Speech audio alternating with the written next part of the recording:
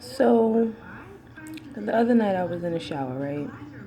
And I was just thinking to myself, I'm 31 years old, I'll be 32 this year.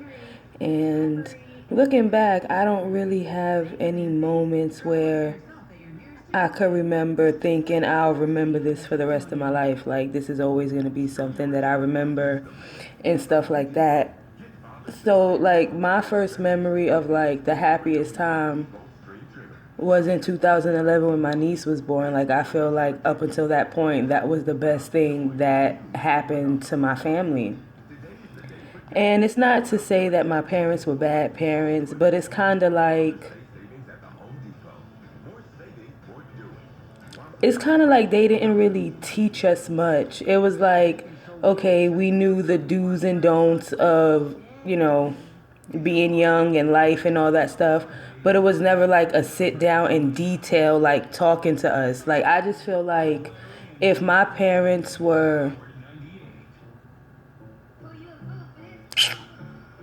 okay, and I don't mean no disrespect because I love my parents, but if my parents were better parents, I feel like my siblings and I would be better off. Like, we never got to sit down, like, what do you want to be when you get older? Like, and stuff like that. Like, they never sat us down and asked us that. So it's kind of like we grew up like not knowing what we wanted to do. Like, we all went to college or whatever, but it's like none of us work in the field we went to school for. So it was like, what was the point? I don't know. I just feel like when I have a kid, I'm going to do everything that my parents didn't do because it's important to, install instill morals and values into your children, because of course no parent wants their child to be like them. They always want them to be better, and I really don't feel like my parents gave us that.